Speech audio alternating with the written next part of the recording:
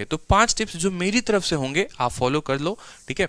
पहला टिप्स होगा कि ये कि आप अपने रिसोर्सेस को लिमिट रखें।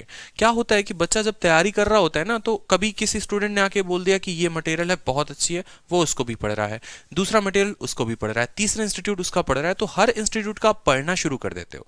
तो आपको उतना नहीं करना, आपको फिक्स माइंड में रखना है कि बस मुझे CHSL की नौकरी लेनी है तो मुझे उसके अकॉर्डिंग पढ़ना है। तो आपको अपने रिसोर्सेज जो है वो काफी लिमिट करने पड़ेंगे, मतलब कम किताबें लेकिन बार बार पढ़ना, ठीक है।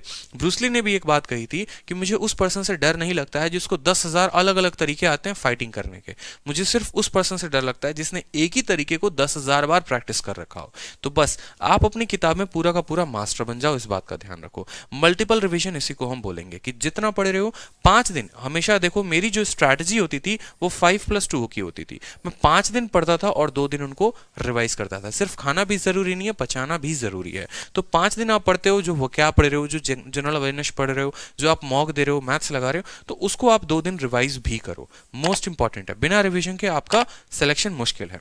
बात करते हैं डेली आपको एक मॉक देना है। अगर आप डेली नहीं दे सकते तो आप वीकली जरूर एक मॉक दे, और इंपॉर्टेंट है उसकी एनालिसिस। मॉक में क्या गलतियां हुई आपसे, क्या क्वेश्चंस थे जो आपको नहीं आते थे, किन टॉपिक्स पे आपको फोकस करना है, मैथ्स का कौन सा गलत हुआ, इंग्लिश का कौन सा गलत हुआ, कौन से चैप्टर से गलती हुई, एक एक बात आपको ध्यान रखना है। और एक डायरी ऑफ मिस्टेक्स आपको बनानी है। डायरी ऑफ मिस्टेक्स क्या है, एक डायरी बना ली, मॉक में जो गलती होती है, कहीं पर गलती होती है, उस डायरी में लिखो। क्योंकि अक्सर ऐसा देखा जाता है कि जो गलती आप मॉक में कर रहे होते हो वही गलती आप पेपर में भी करके चले आते हो। तो कम से कम वो गलती तो आप रिपीट नहीं करोगे। एग्जाम के 5 दिन पहले से इस डायरी ऑफ मिस्टेक्स को पढ़ना आप शुरू कर देना। नेक्स्ट बात करते हैं, यहां पर आप अपने कैलकुलेशन स्पीड को बढ़ाओ, ठीक है। जितना ज्यादा कैलकुलेशन कर सकते हो उतना ज्यादा कैलकुलेशन करो। डेली आप 15 मिनट अपने आप को दो, सुबह उठते ही 15 मिनट दो, माइंड में ही आप अपना कैलकुलेशन करना शुरू कर दो। कैलकुलेशन की बहुत एग्जॉस्टिव वीडियो जो अब तक यूट्यूब पर नहीं है, कम से कम 10 से 12 घंटे की वीडियो मैं लेकर आऊंगा एक साथ पूरी की पूरी, और एक एक चीज कैलकुलेशन की मैं आपको बताऊंगा कि जैसे 125 हो गया, इसका स्क्वायर आप सीधा कैसे कर सकते हो। सीधा आप लिखोगे 156 25, ऐसे शॉर्ट फॉर्म में कैसे लिख सकते हो बड़ी बड़ी संख्याओं का स्क्वायर, ठीक है।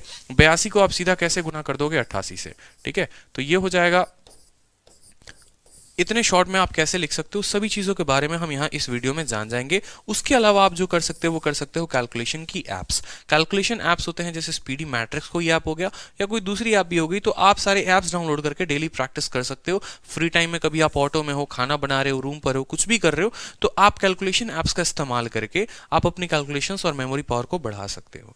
नेक्स्ट बात करते हैं लास्ट इंपॉर्टेंट, कि एटलीस्ट लास्ट, देखो पढ़ाई कर ली पूरी की पूरी, टीयर 2 की जानकारी जाली, अब टीयर 1 में लास्ट में क्या करोगे।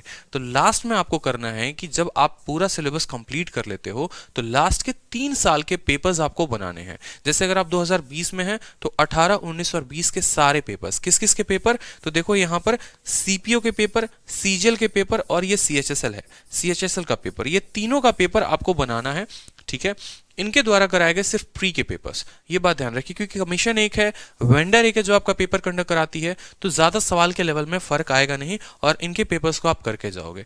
जो आप इतना तैयारी कर लेते हो तो आप बहुत 100% श्योर हो जाते हो अपने सिलेक्शन के लिए।